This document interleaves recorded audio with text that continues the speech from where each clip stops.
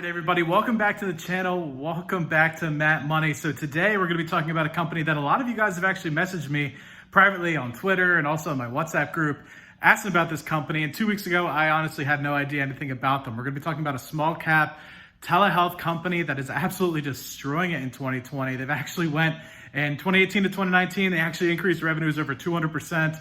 And from 2019 to basically the beginning of 2021, they've actually tripled their 12-month run rate. So absolutely phenomenal. As you guys know, with what's going on right now in the world, telehealth is even more important than ever.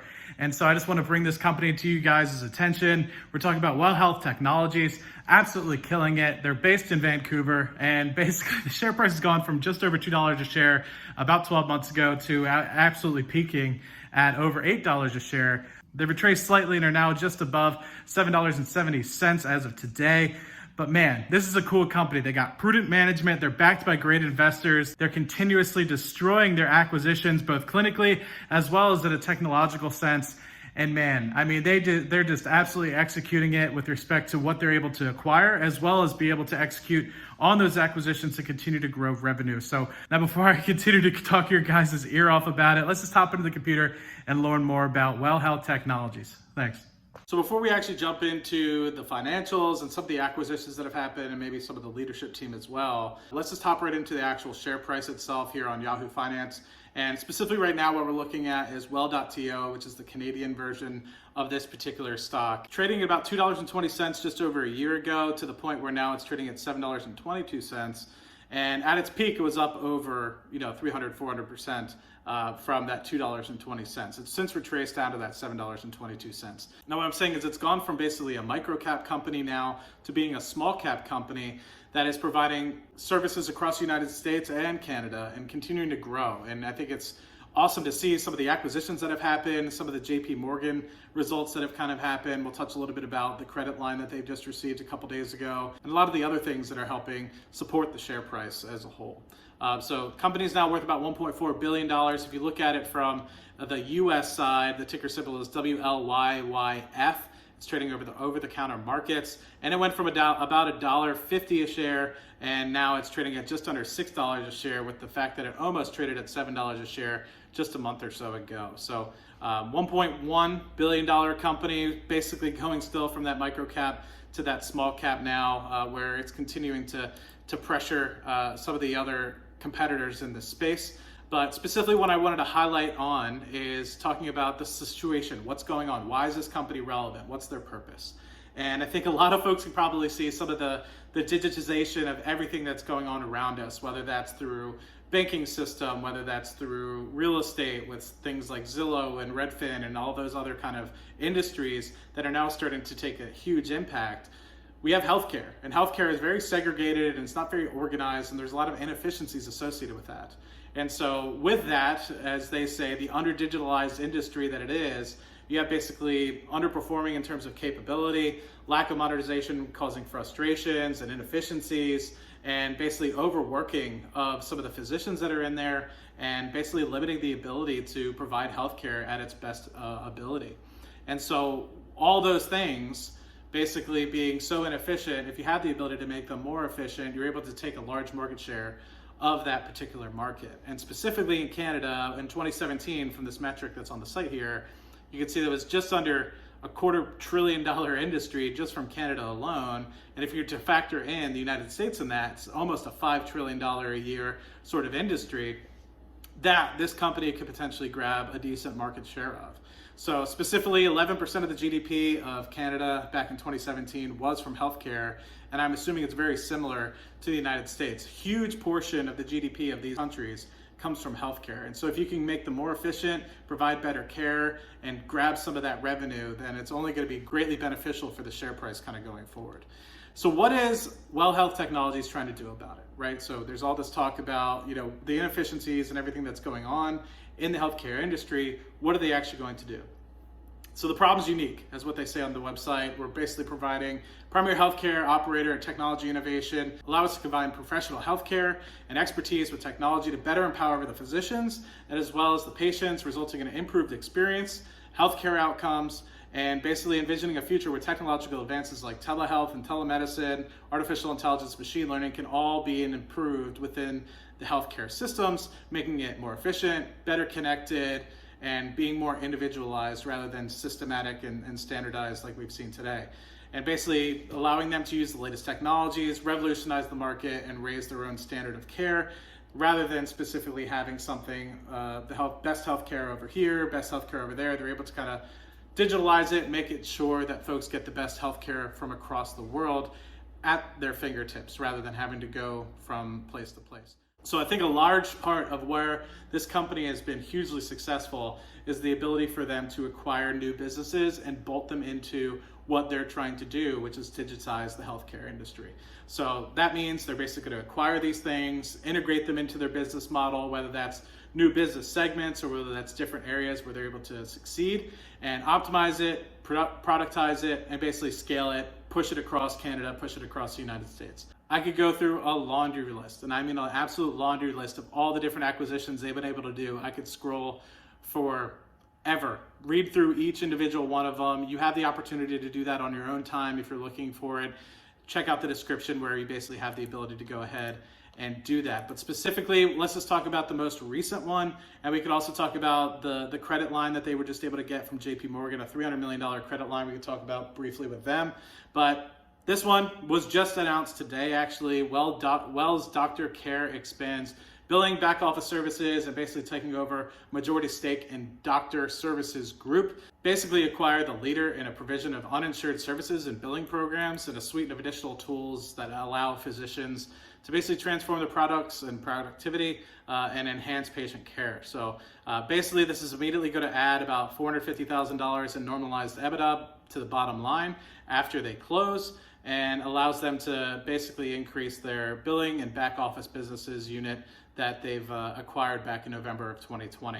So basically allows them to acquire 51% of the total amount, and basically the other 49% will be held by the additional folks that have actually started that sort of company. So another thing I wanted to talk about is the $300 million revolving credit line that they are now able to have through JP Morgan. This was actually just released a couple days ago.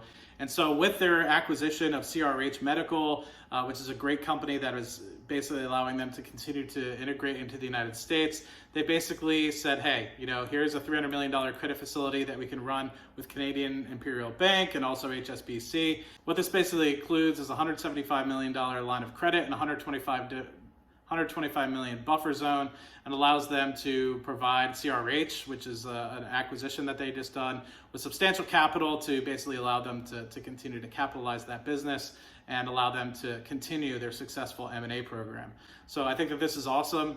What you're continuing to see is not only great acquisition through the organization, but also the capitalization due to the fact that folks are seeing the potential in this organization, continuing to see their acquisitions, their bolt-on acquisitions being applied and acquired, and also being built in to what they're doing and expanded across globally. So like I mentioned, there's a whole laundry list of different acquisitions that they have here underneath Milestone, so feel free to check those out. But another thing I wanted to highlight specifically is kind of a quick fact sheet that they have here, talking a lot about the specifics of the organization, talking about 27 health clinics, over 200 doctors, a bunch of different people in the network across Canada, 66,000 visits that they have every single month, and basically being able to support over 26 different apps that they can use on apps.health, which is allowing them to provide better healthcare as well. So what they basically talk a little bit about in this fact sheet is what they're doing, what they're trying to achieve, the practitioners that they have in their network, and a little bit about the business itself, talking specifically about the different businesses that they have underneath their umbrella, which is healthcare clinics, allied health, telehealth, EMR group, well digital health applications, cybersecurity operations that they're trying to build up in the United States, and billing and back office services, which we just kind of touched on with their recent acquisition that we just touched on just a second ago, talking about the balance sheet and specifically looking at how it's grown from 2019 to the end of 2020. Now, specifically, this has been audited by PricewaterhouseCoopers, but the things that I'm mostly looking for is not necessarily, the income or anything of the like, because this is a growing business. They're trying to continue to acquire. I'm not necessarily worried about profitability at the moment. I'm worried more about them trying to gain market share, which I think they've been prudent in being able to do. But one of the things that I definitely want to look at most is talking about how they've been able to grow their assets. So if you look from 2019, they basically had $18 million in terms of total current assets. Now they have $103 million in terms of total current assets. Now, if you look specifically at all the assets, not necessarily current, but that's talking about all the cash that they have on hand and everything else in terms of property, intangible assets, and stuff of the like. They went from just over $58 million last year to over $262 million this year. That's almost a 5-fold increase year over year, which is astonishing. And the amount of cash that they have on hand is also pretty impressive with respect to the fact that I think that they go from 2019 to 2020, they've gone from basically having about $15 million worth of cash on hand to almost $87 million in terms of cash on hand. And did that a lot through being able to have some private placements, get some additional capital from folks outside the market. But at the end of the day, it doesn't necessarily matter because this company has a lot of potential to continue to acquire, continue to grow this asset base, and continue to deliver on what they've been able to do in 2019 and also show what they've been able to do in 2020 timeframe. So to reiterate a lot of different things that I mentioned in this video with respect to how great I think WLYYF technology is for future success and a lot of the things that they're doing to move in the right direction, let's just give a quick summary based off of what they have here on the fact sheet. So they have a proven management team that has a wide array of senior leaderships that have been basically integrated at different technology companies as well as healthcare companies that allow this company to potentially succeed going forward. They're backed by an astute investor who's one of the top 50 wealthiest people in the world. So they have that ability to reach out to him for additional capital if necessary for further acquisitions. And specifically talking about acquisitions and their growth strategy that they have a huge pipeline of different companies that they're looking to acquire. And that's talking about different primary health clinics, Oscar-based EMR services, digital healthcare companies, and a lot of different things that are focusing specifically on patient apps and patient tools. And obviously we talked a lot about the rapid growth that we've been able to see from 2018 to 2019, going up in terms of revenue over 211% in those particular years. And then obviously talking a lot about the revenue they've been able to achieve throughout 2020. Also talking about the revenue that we've been able to achieve throughout 2020. And then also talking about the 12-month run rate that they're expecting being over $94 million Canadian over the next 12 months going throughout 2021.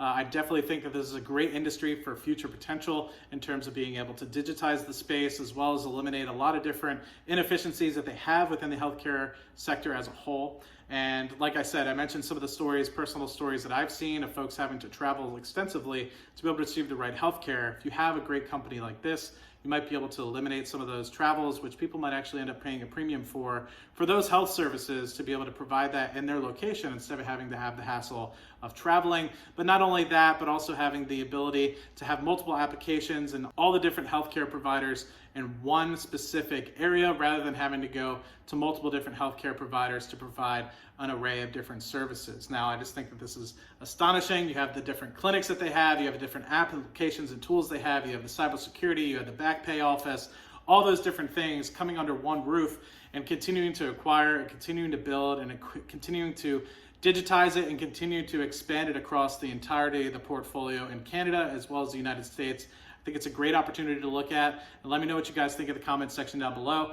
and I'll see you guys on the next video. Cheers.